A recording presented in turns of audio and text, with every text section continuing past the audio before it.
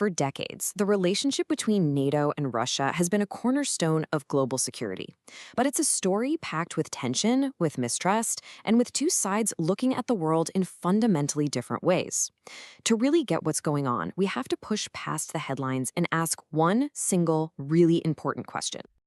And that's the big puzzle here, right? NATO insists its entire purpose is collective defense, a shield for its members.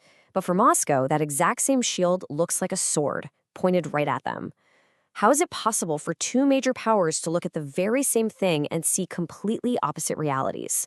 Well, that's exactly what we're going to break down. The whole conflict really comes down to this paradox. It's a fundamental clash of viewpoints that has shaped European security for more than 30 years now.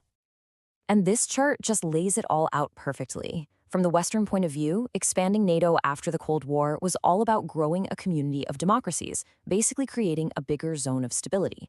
But from Russia's perspective, they saw an aggressive military bloc, an alliance created specifically to oppose them, marching steadily right up to their borders. So you've got the same actions, but totally different interpretations. So which one is it? Well, the answer is, it's kind of both. And a theory from way back in the 1970s shows us exactly why. Okay, so this brings us to the key concept for understanding this whole dynamic. It's called the security dilemma. Think of it as this invisible force that keeps driving this vicious cycle of mistrust. Political scientist Robert Jervis put it like this, but put really simply, one country's defense is another country's offense.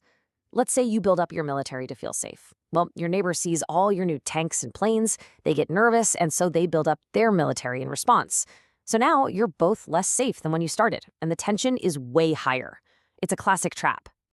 To make this crystal clear, Jervis used a great analogy called the stag hunt.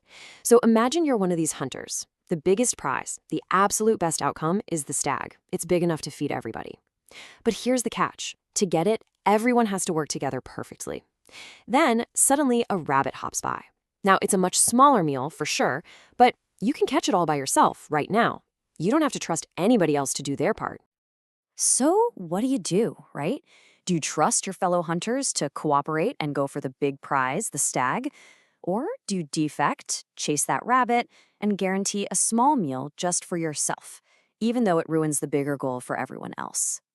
That, right there, is the security dilemma in a nutshell. It's that constant tension between collective security, the stag, and your own self-interest, the rabbit. All right, so let's take this theory and plug it into the real world.